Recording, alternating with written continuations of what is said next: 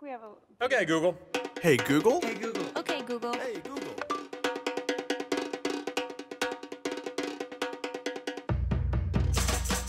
Play some dance music. Sure. This is fresh air. My guest will be Kimmy Schmidt on Netflix. Okay, Google, count to 100. Sure. 1, 2, 3. Play vacuum harmonica on my TV. 71, 72, 73. Play the Wonder Woman trailer. Hey, Google. Talk to Domino's. Talk to Lonely Planet. Talk to Quora. Show me my photos from last weekend. Your car is parked at 22B. Today in the news. Turn the living room lights on. Okay, turning on the lights. I'm back, baby. Hey, Google. Drop a beat. Flip a coin. Call Jill. Set a timer. Talk to Headspace. And then just for a moment, I'd like you to let go of any focus at all. Just let your mind do whatever it wants to do. Done. Hey, Google. Good night. Turning off all the things. See you tomorrow. Awesome. Hey, everyone. I'm Vera, and I'm here to tell you a little bit about the Google Assistant. I first want to actually start by admitting that we live in a pretty amazing time in technology. We're actually asking our computers to do things for us. We're asking them to help us get from one place to another, to help us cook dinner, to help us even clean our apartments. And computers are even helping us with the little things, like my little brother who, despite being 22, recently asked the Google Assistant how to make scrambled eggs. And despite that, you kind of ask, like, why does it matter that an assistant is really helping you? Well, it's a pretty new paradigm here. You're actually talking to a computer in a conversational way. You're also doing that not only on a single device, but you're doing it across many different devices. And then you're also interacting with apps in a very different way. It's no longer an interface on a phone, but you're actually asking content and services to be able to do things for you in the real world. And that's what the assistant is. It's fundamentally a conversation that a user has with their own personal assistant that helps them get things done in their world. And if you think about it, this is actually a new paradigm because we've built a technology that now is able to actually address these different things. It's built on top of really, really complicated machine learning algorithms that enable a user to be able to ask something simple like, show me photos of my family on vacation.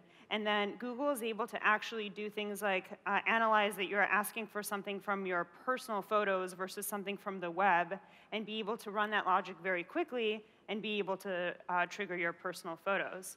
But it's also things like being able to actually hear you. So we've done training where we introduce noise into training models to when a user is asking the Google Assistant something within their Google Home, that all of the background noise, like people typing, kids talking, things like that, are actually a part of the model, and we can actually understand what the user is asking for. And there's actually a ton on top of that. So being able to understand what's in an image and running a model to be able to say, wow, that's actually a sunset, and be able to trigger those results. But the user, of course, doesn't really care about all that complicated technology. What they want to do is just be able to see photos of their family.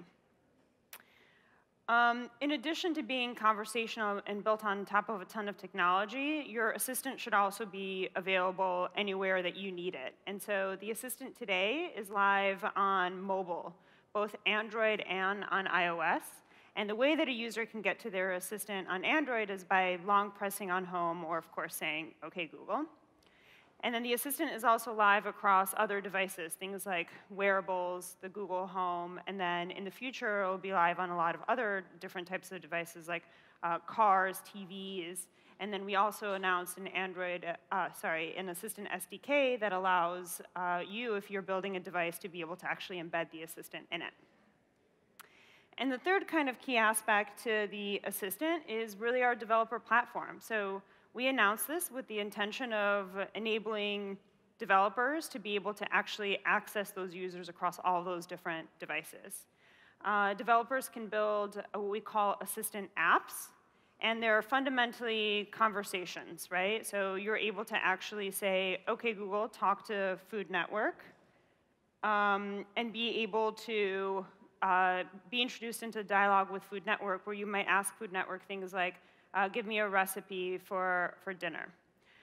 We also have different APIs here that allow developers to plug into their specific vertical. So we have things like, if you're a news organization, we have specific APIs. If you're building for the smart home, we have specific APIs for music, et cetera. But then this open developer platform allows you to be able to actually reach tons of users with kind of your creativity. And the promise of this type of new paradigm where users are having conversations and are doing it across many devices, we're really excited about seeing what developers are able to build on top of that. And with that, if you're interested in learning more, this is a kind of access to our information, our documentation. API.ai is a natural language tool.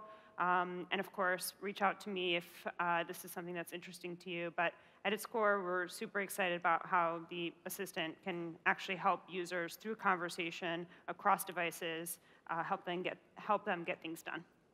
Thanks.